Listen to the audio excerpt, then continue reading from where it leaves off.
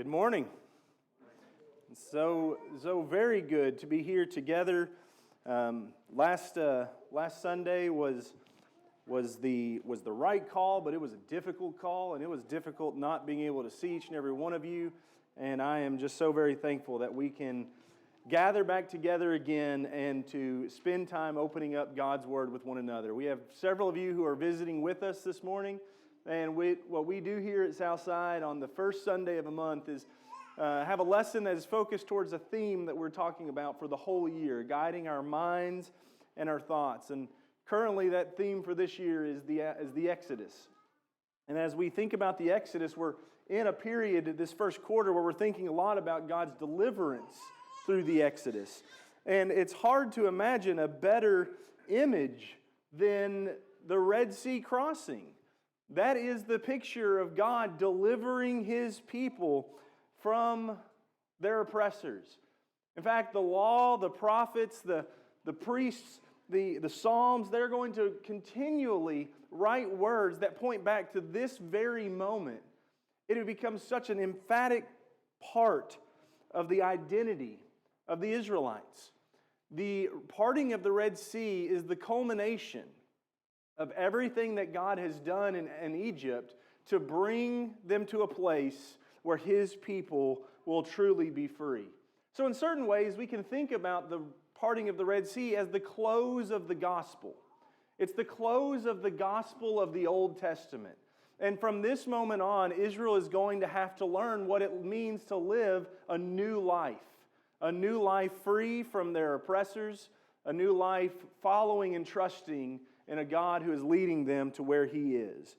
And so that's what I want to spend some time talking about this morning. And we're going to talk about it exactly how it is recorded and talked about in Scripture, and that is as a story. And I know that sometimes we might get a little bit uncomfortable when we talk about the stories in the Bible. This is 100% factual. This is a true event, but it is recorded as a narrative for a purpose. The Israelites spoke about it as a narrative. They would tell themselves the story of God parting the Red Sea. And so we're going to do the same thing as we think about the words that are written here in Exodus 13 and in Exodus 14. What we're going to see is really this story has three movements, three chapters, if you will. The first chapter is the exit from Egypt. The second chapter will be the chase that gives way when Pharaoh changes his mind. And the third and final chapter will be the parting of the Red Sea. We're going to look at each one of these briefly, and we're going to consider how they connect to the greater narrative of God's deliverance of people through Jesus Christ. So if you would begin with me, we'll look at what was just read for us in Exodus chapter 13, verses 17 through 22, the first chapter of this story. And we're not going to go back and read that again, but just some things that I want to pull out from what Luke read for us. And if you're reading in the ESV, there's some things in there that I really want to highlight as we go through this story of the Exodus. But God has compelled Pharaoh to let his people go at this point. We haven't talked about it yet in our series, but we're going to talk about the Passover, the night that the angel of death visits the land of Egypt, and what all that means. But for now, what we recognize is because of God's actions, Pharaoh has finally fulfilled what he has said he was going to do again and again. Now he has told the Israelites to leave. But we don't just see God's power through that picture of judgment. We also see His power through His providence. Because they don't leave as a despised slave race. They leave as wealthy, dignified people of Israel. On the way out, they are being given gold and they are being given silver, and they're not having to rummage through people's houses and take this as if it is spoils of war. They're being handed this by the Egyptians as they leave. They're being given all of this great wealth. And once they leave the city, once they leave Egypt, they're going to immediately embark on a journey which the path is maybe somewhat confusing because it's not the shortest path.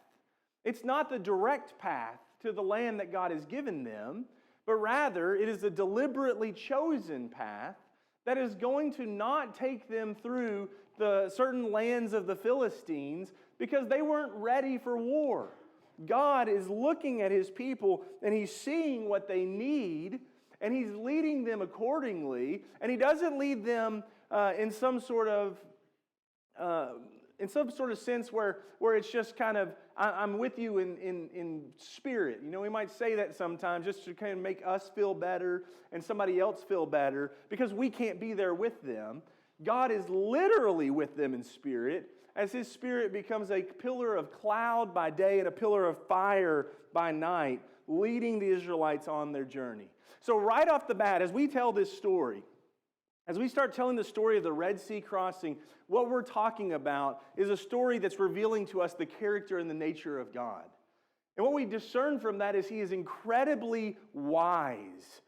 But it's not wisdom as we oftentimes like to think of it. We think of the guy that's sat on the mountaintop for 50 years and he's unlocked all the secrets of life and he's this frail old man now. But that's not the picture of godly wisdom. Godly wisdom is accompanied with power to save. It is His power to deliver His people. He has shown Himself strong. He has shown Himself able. And right off the bat, that's where we start into this story. Our wise, strong God who's choosing our paths, and the path is not the path we would have expected. That leads us into the second chapter, the chase. Let's read that together in Exodus 14, verses 1 through 12. Now the Lord spoke to Moses, saying, "Tell the sons of Israel to turn back and camp before Pi-hahiroth, between Migdol and the sea. You shall camp in front of Baal-zephon, opposite it, by the sea. For Pharaoh will say of the sons of Israel, they are wandering aimlessly in the land. The wilderness has shut them in. Thus I will harden Pharaoh's heart, and he will chase after them. And I will be honored through Pharaoh and all his army, and the Egyptians will know that I am the Lord." And they did so. When the king of Egypt was told that the people had fled, Pharaoh and his servants had a change of heart towards the people. And they said, "What is this we have done, that we have let Israel go from serving us?" So he made his chariot ready and took his people with him. And he took 600 select chariots and all the other chariots of Egypt with officers over all of them. The Lord hardened the heart of Pharaoh, king of Egypt, and he chased after the sons of Israel as the sons of Israel were going out boldly. Then the Egyptians chased after them with all the horses and chariots of Pharaoh, his horsemen and his army, and they overtook them camping by the sea besides Pi-hahiroth in front of Baal-zephon. As Pharaoh drew near, the sons of Israel looked, and behold, the Egyptians were marching after them, and they became very frightened. So the sons of Israel cried out to the Lord. Then they said to Moses, "Is it because there were no graves in Egypt that you have taken us away to die in the wilderness? Why have you dealt with us in this way, bringing us out of Egypt? Is this not the word that we spoke to you in Egypt, saying, 'Leave us alone, that we may serve the Egyptians, for it would have been better for us to serve the Egyptians than to die in the wilderness?'" So as I said, this is really the second movement of the story. God has let his people out of Egypt. They have been set free, but He is not done with the work that He is doing in their lives and in the lives of the Egyptians. And so the Egyptians are going to chase after them.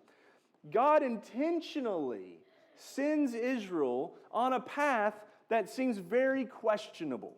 His path is going to lead them to campsites that are going to make them appear incredibly vulnerable and in fact, just going to make it look like they're lost. That's what Pharaoh, when he sees all this, he gets reports back, now they're over here, and now they're over there, and he's going, they're wandering. They're aimless. And when he hears all these things, he's going to change his mind. And I'm not for sure what goes through Pharaoh's mind in this point. Because all of the preceding plagues that have just happened are very compelling that we don't need these people here.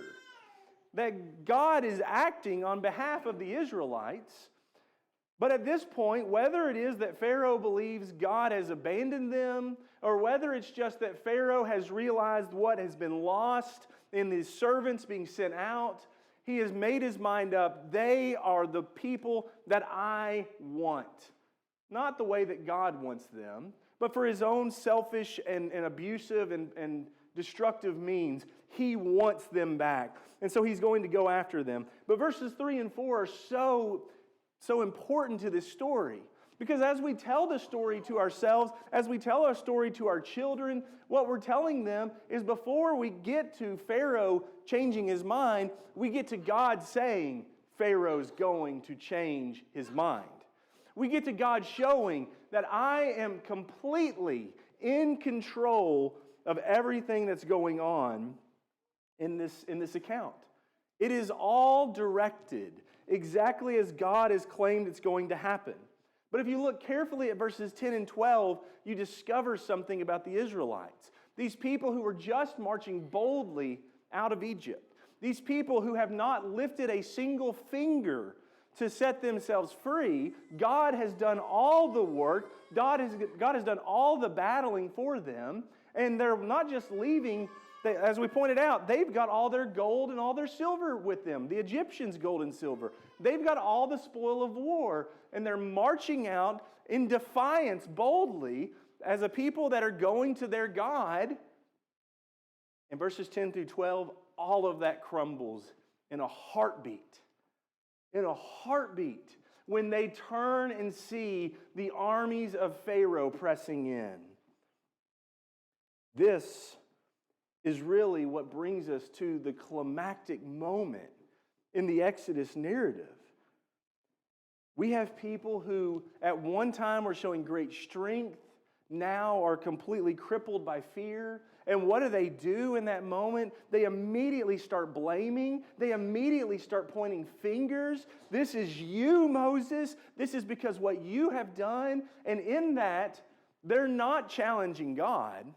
But in that blaming of Moses, they're completely taking their eyes off of the God who has led them to that point. The God who is working through Moses to do all of this.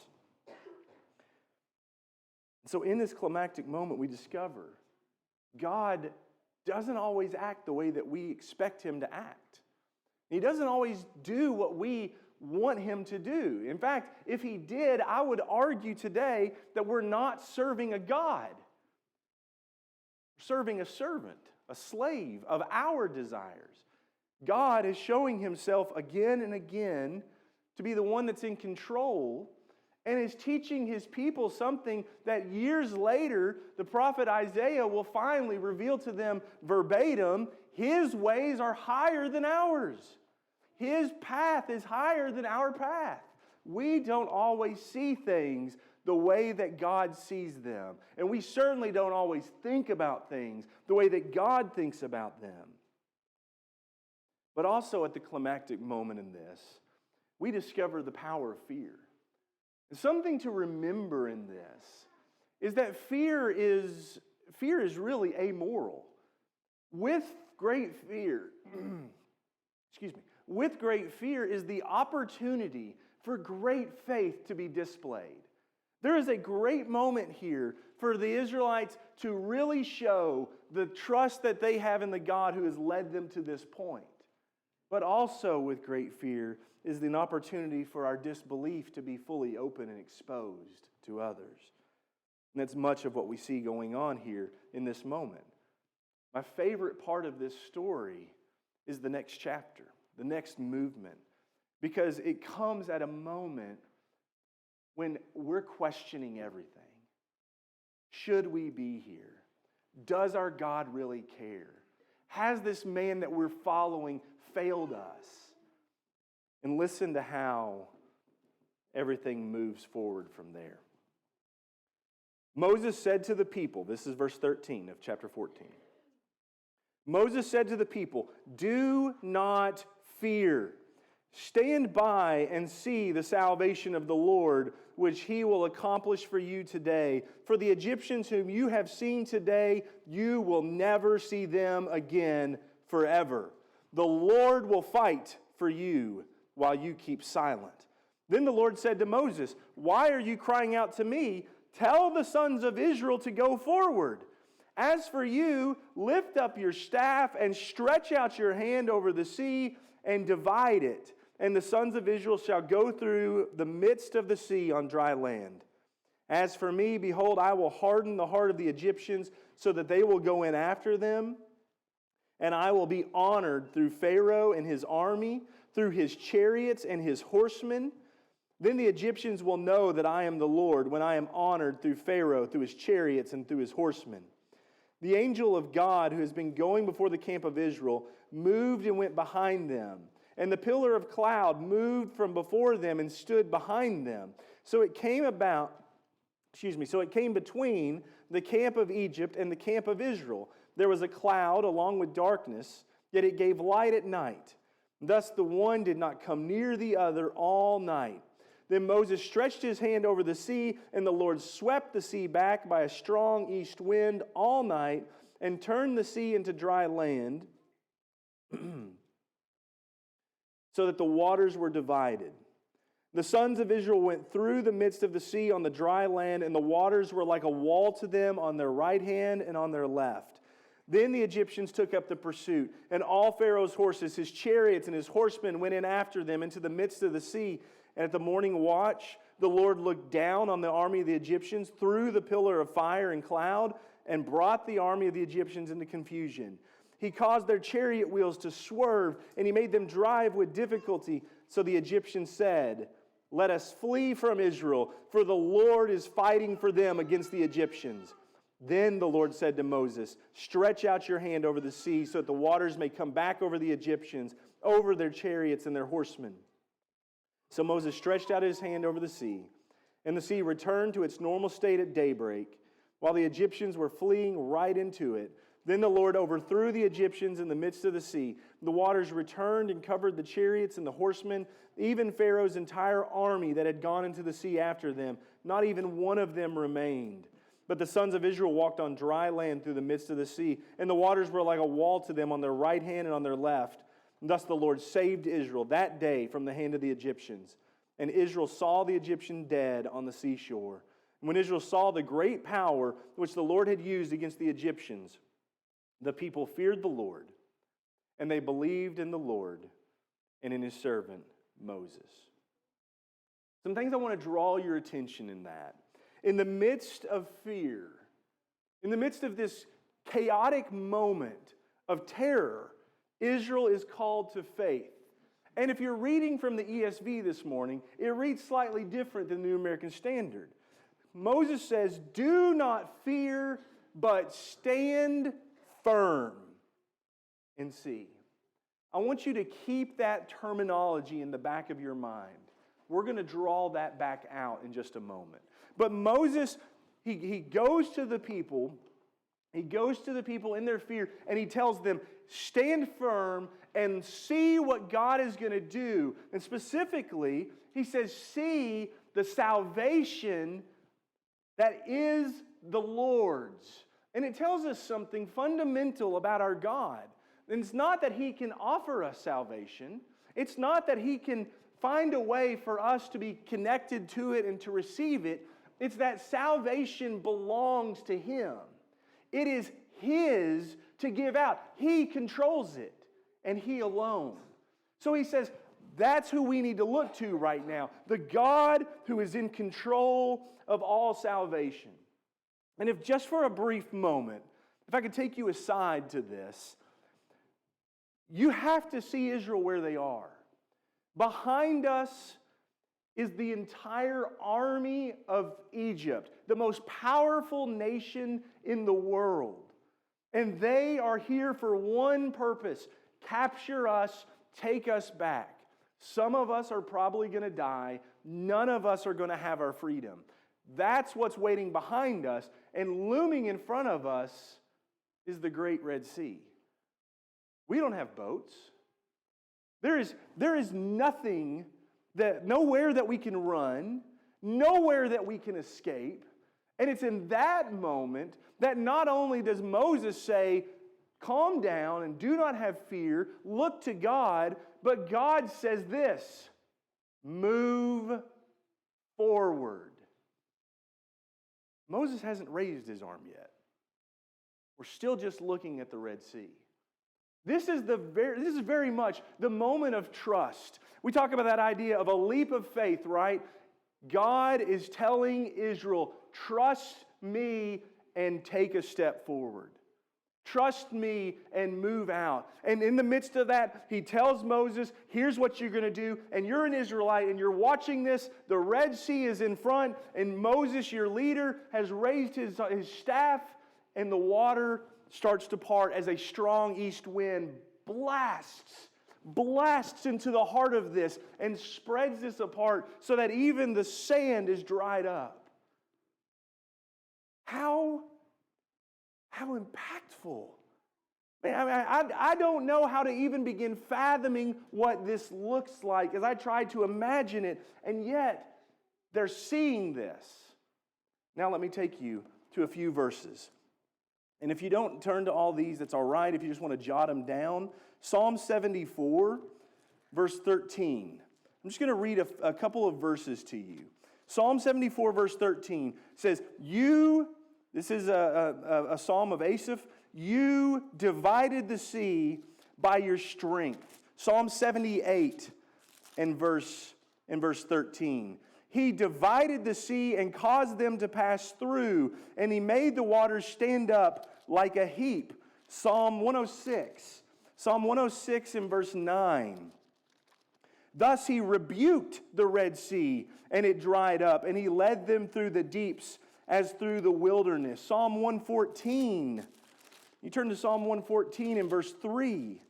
The sea looked and it fled.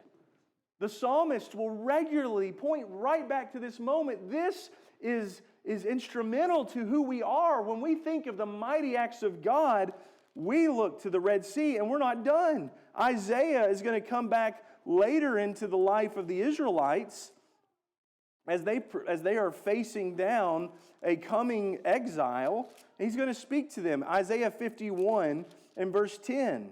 Was it not you, speaking about Yahweh, was it not you who dried up the sea, the waters of the great deep, who made the depths of the sea a pathway for the redeemed to cross over?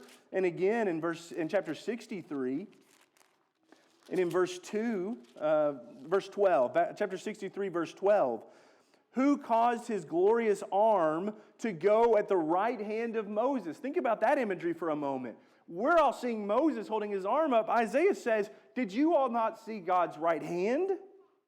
His right arm? At the right hand of Moses, who divided the waters before them to make for himself an everlasting name. And in fact, we're still not done. Because we go into captivity and God rescues us out again. And in the days of Nehemiah, as the people recall just how far they have fallen from God and they see their sin and they confess it, here's the words they use. Nehemiah chapter 9, verse 9. You saw the affliction of the fathers in Egypt and heard their cry by the Red Sea. You performed signs and wonders against Pharaoh, against all his servants and all the people of his land, for you knew that they acted arrogantly towards them and made a name for yourself as it is to this day. You divided the sea before them, so they passed through the midst of the sea on dry ground, and their pursuers you hurled into the depths like a stone into raging water. Why was this such a significant moment that from here on out, if you're an Israelite and you're saying, who are we? If you're an Israelite and you're saying, who is our God? The first thing you do is you go, the Red Sea story. That's who our God is. Why was this so significant? To people who didn't see it. To people who came years later. It was significant because they recognized this truth about our God. When no way could be found, God opened up a way. when no path of salvation existed, God created a path. And in so doing, He provided salvation for Israel. And this is the moment when the power of their oppressor, when the power of slavery is not just set back so that they can think about this, what are we going to do when we come back? It is cut off. It is destroyed. And that's going to make it heartbreaking when in just the course of a few years, we're not going super far down the genealogy line to get to kings who are going to go right back to Egypt and start building back the alliances that God has destroyed in the Red Sea. But that's a lesson for another day. Because today, Israel sees what God has done. And Israel rejoices. Chapter 15 is a beautiful chapter to read through and reflect upon. And we'll look at a few verses in a moment. But the effect that this has had on Israel, a people who were once, and just moments before, fearing Egypt, now fear the Lord. They don't just fear the Lord, they believe in Him. They trust Him. They have faith in Him in this moment. And they have faith in His servant that He has given to lead them to where He is, Moses. That is what leads us to chapter 15 and their song of strength. God is our strength. God has shattered our enemies. God is going to shatter our future enemies. When you read through chapter 15, they start talking about people they haven't met yet. They're going to tremble when we come by because our God goes in front of us. That is confidence. That is hope. That is the power of faith moving in God's people because they have been rescued. This is the pivotal moment of their lives, of their history. And forever they're going to look back to it. And they're going to remind themselves, who are we? Who is our God? We are the people He has saved. He is the God who with just a blast from His nostrils can open up paths through the sea. What about you and me? Who are we? And who is our God? There are several moments in Scripture where the Red Sea looms very heavy. The shadow that it casts is seen in several places. And we don't have to go very far. Into the book of Joshua, we're seeing the shadow of the Red Sea as the Israelites come to the river Jordan.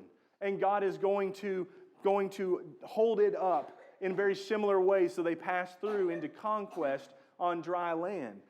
Chapter 6 of 2 Kings, you're going to have this unnamed prophet who has found himself in great trouble, possibly getting ready to be thrown into slavery, and God is going to rescue him miraculously through water by raising an iron axe head to float in that water.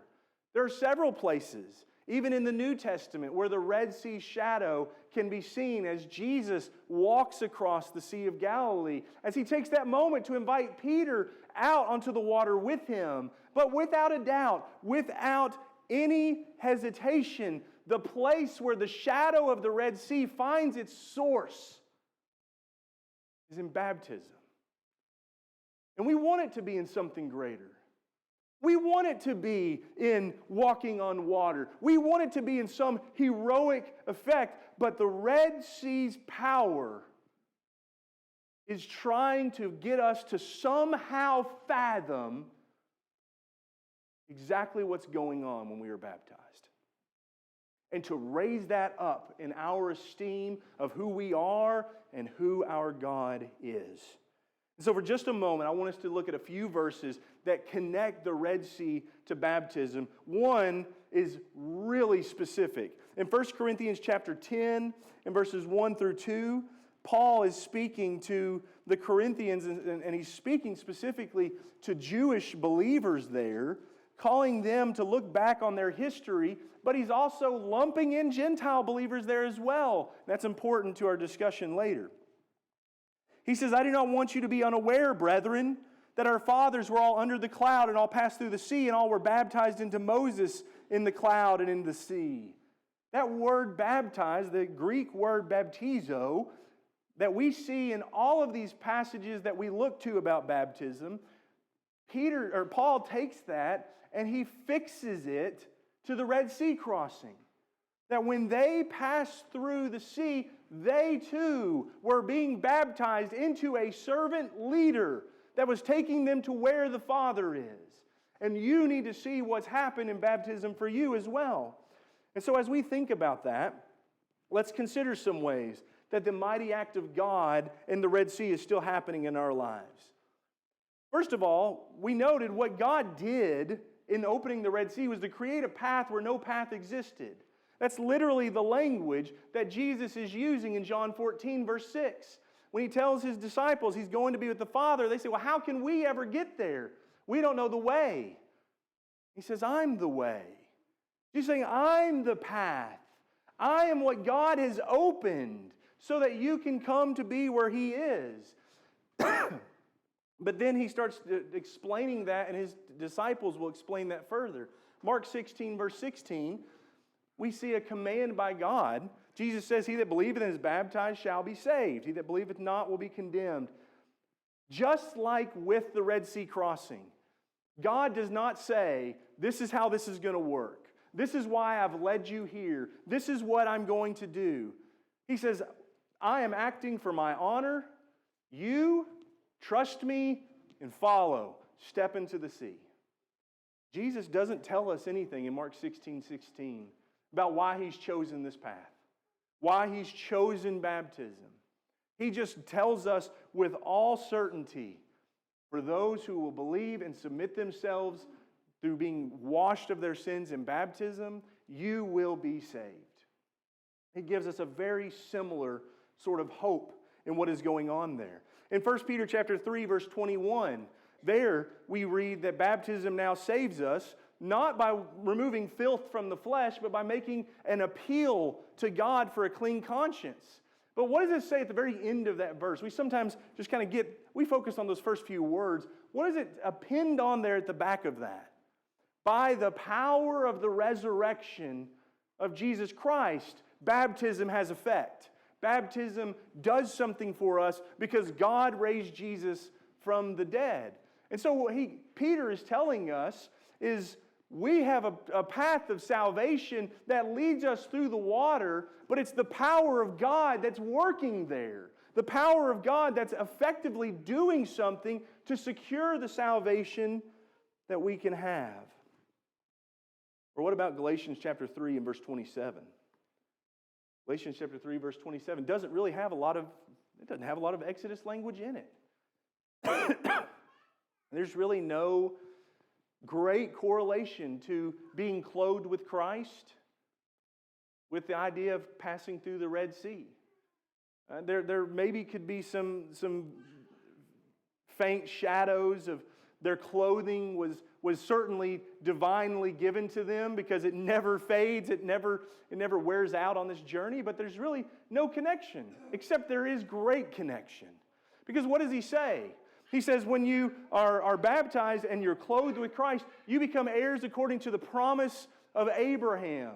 The very family that created the Israelite nation, you become a part of this. More than that, in chapter 4, you become a part of God's family through adoption. He brings you in to be a part of His family, and He's got some instructions for how you're going to live, but I told you to hold that phrase from the ESV in your mind, where Moses says, do not fear, stand firm. If you're reading Galatians chapter 5 and verse 1, you're already seeing that language where he tells them, you have been set free. And so what? Stand firm. Keep standing firm and do not be subject again to the yoke of slavery. That is taken directly. Not a quotation, but a direct allusion to what Moses said to the Israelites. Slavery is behind you. You look to God without fear, trusting in Him, standing firm, and recognize the salvation that He has to offer. Paul is calling for Christians to do the exact same thing, to see what's happening. When we are baptized, we are putting our trust in God through Christ to take us on the journey, even from the very first steps, that is leading ultimately to Him. And that needs to change us. That needs to transform us. We need to see people baptized today and see that the power that's happening in these waters is far greater than a measly Red Sea being parted. We need to remember what God has done for us and realize He has done more for us than He did for the Israelites standing on the shores. And we need to let that realization motivate us to praise.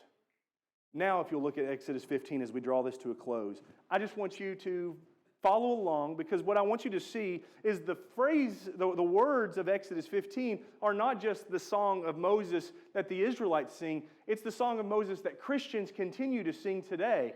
And in the Revelation, we will also discover that's what our eternity is, singing the song of Moses and the Lamb. We're given a new song. So think about these words in verse 2. In verse 2, we sing that same song of praise. He is our strength. He is our song. He has become our salvation. Verse 11, who is like our God? Who is like Him, majestic in holiness? Who is like Him, awesome in praises, working wonders? When we get on down a little bit further, He has stretched out His right hand, and the waters swallowed our sins. In His loving kindness, He has led His people whom He redeemed, and His strength He guides them to His holy habitation. My friends, praise our God. Praise our God because He has acted mightily in our lives. And if we are here today and we're struggling to see that, let us go back to the place where our story begins. It's not the Red Sea, the waters of baptism. Let us remember how God delivered us from our oppressor. Not so that we would build alliances later, but so that we would let him be cut off. And we would travel on a new path with a new life, trusting in the God who has set us free.